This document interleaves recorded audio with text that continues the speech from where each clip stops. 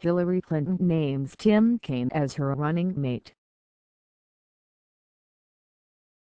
Washington. Hillary Clinton has picked Senator Tim Kaine, DV8, to be her vice presidential running mate, tapping the popular former governor of a swing state over several more liberal picks on her short list.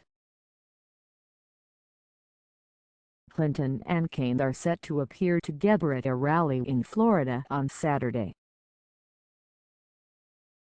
The selection of Kaine, a well-liked moderate in the Senate, is likely to be seen as a sign by many on the left that Clinton is less concerned about maintaining intensity among the army of liberals who backed Senator Bernie Sanders' aide,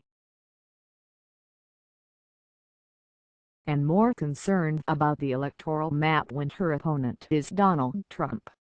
President Barack Obama carried Virginia in both his elections after Democrats failed to win the state since 1964, making it a key part of his national victory strategy. Kaine, who was Obama's first chairman of the Democratic National Committee, could help Clinton do the same.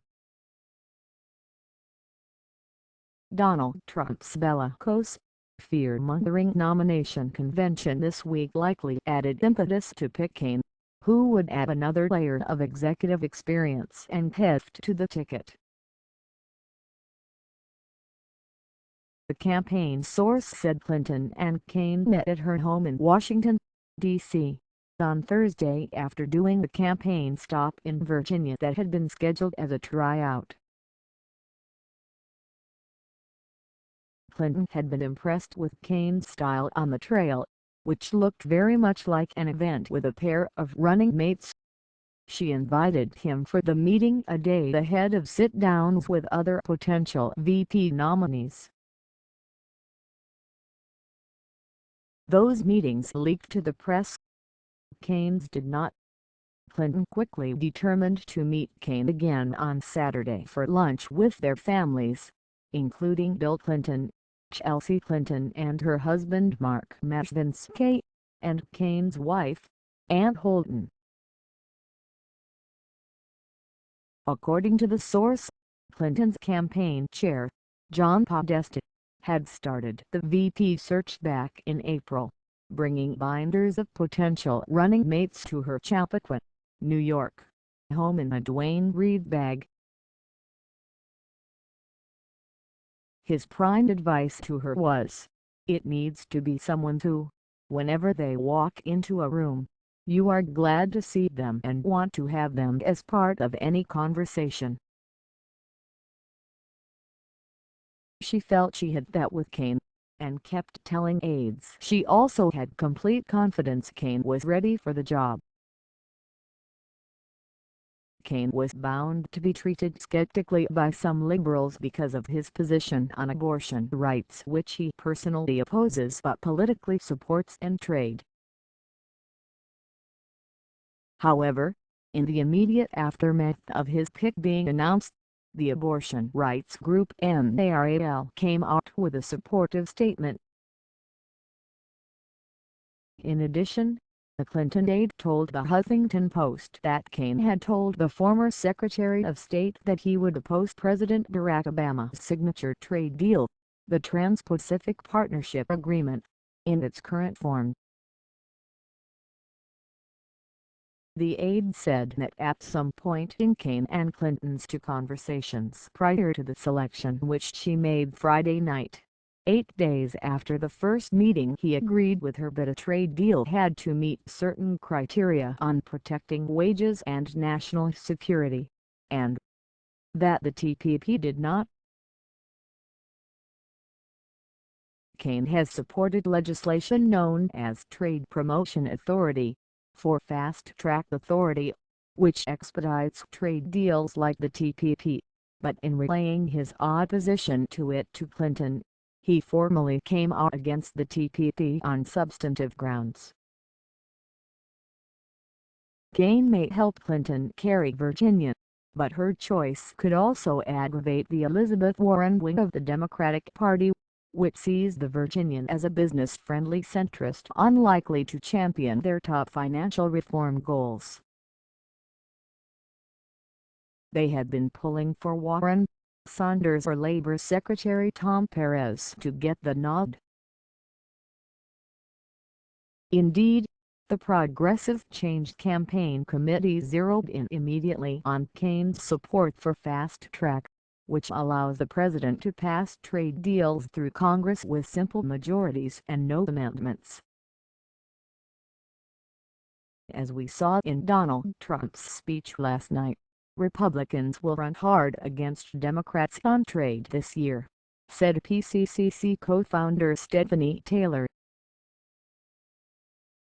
Unfortunately, since Tim Kaine voted to fast-track the Trans-Pacific Partnership, Republicans now have a new opening to attack Democrats on this economic populist issue.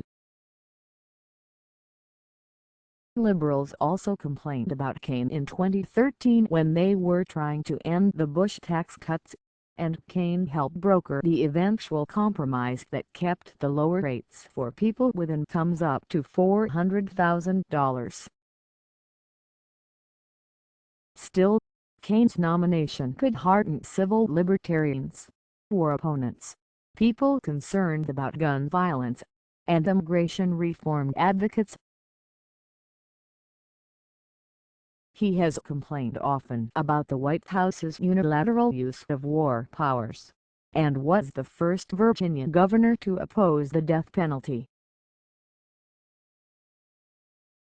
He has feuded endlessly with the National Rifle Association, which is headquartered in his state, and recently called the group a paper tiger, since its opposition has never been enough to defeat him. He also gave the first Senate floor speech in history to be delivered in Spanish, calling for passage of an immigration reform bill. People who know both Kaine and Clinton saw him as a choice that would help Clinton across the board. "He's a tremendous asset on the ticket," said Duane-Reade, who runs the Georgetown Institute of Politics and Public Service, and who previously advised Kaine's Senate campaign and Clinton's 2008 White House run. "If first and foremost, the vice president's role is to be able to step in, you're not going to find anyone better," Reade said. While some in the progressive wing look askance at a former Southern governor, suspecting the Democrat in name only, some hail Kaine as progressive in his bones. "I can assure you as a native Virginian, this caricature doesn't at all fit the man I've watched over nearly 20 years, former MSNBC commentator Crystal Ball wrote in early July.